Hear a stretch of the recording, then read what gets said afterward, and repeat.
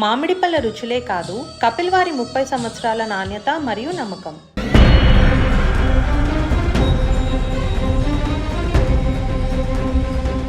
Ukraine Russia మధ్య జరుగుతున్న యుద్ధం ఇప్పట్లో ముగిసేలా కనిపించడం లేదు.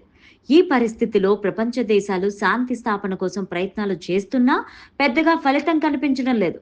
అయితే తాజాగా అమెరికా మాజీ అధ్యక్షుడు డొనాల్డ్ ట్రంప్ కు అత్యంత సన్నిహితుడైన జనరల్ కీమ్ కెల్లాగ్ సంచలన వ్యాఖ్యలు చేశారు. దీంతో పెద్ద దుమారమే చెలరేగింది.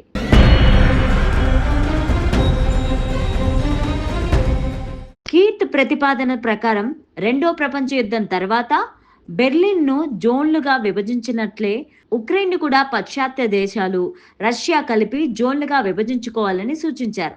పశ్చిమ ఉక్రెయిన్లో బ్రిటన్, ఫ్రాన్స్ సైనిక బలగాలు ఉండాలని, తూర్పు ఉక్రెయిన్ను రష్యా నియంత్రించవచ్చని చెప్పారు. మధ్యలో సైనిక రహిత ప్రాంతాన్ని ఏర్పాటు చేసి శాంతి పరిరక్షణ కోసం ఉక్రెయిన్ సైనిక బలగాలను ఉంచాలన్నది ఆయన అభిప్రాయం.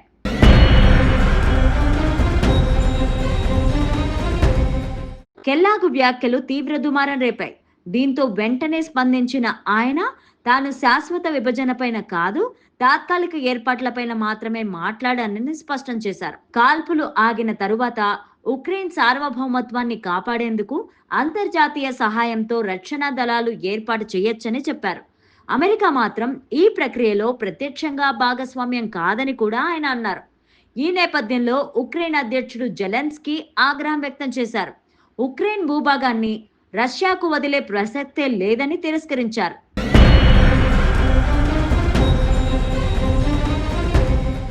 అమెరికా రక్షణ శాఖ మాజీ మంత్రి పీట్ హెగ్సేత్ భిన్నాభిప్రాయం వ్యక్తం చేశారు. ఉక్రెయిన్ 2014కు ముందు ఉన్న భూభాగాలన్నింటినీ తిరిగి పొందాలని ఆశించడం అవాస్తవమని చెప్పారు.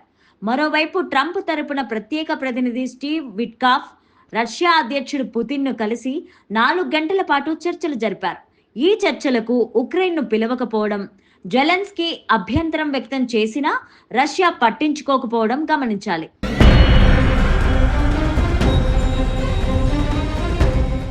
ఇదిలా ఉండగా రష్యా భారీ డ్రోన్లతో దాడికి పాల్పడింది. మొత్తం 88 డ్రోన్లతో చేసిన దాడిలో 56 డ్రోన్లను కుప్పకూల్చింది. 24 డ్రోన్లను ఎలక్ట్రానిక్ వార్ఫేర్ ద్వారా దారి మళ్లించినట్టు ఉక్రెయిన్ పేర్కొంది. ఈ దాడుల్లో కర్గివ్ నగరాల్లో పలువురు గాయపడ్డారు. ఇప్పుడు యుద్ధానికి అంతు ఎక్కడా అనేది ఎవరికీ అర్థం కావడం లేదు.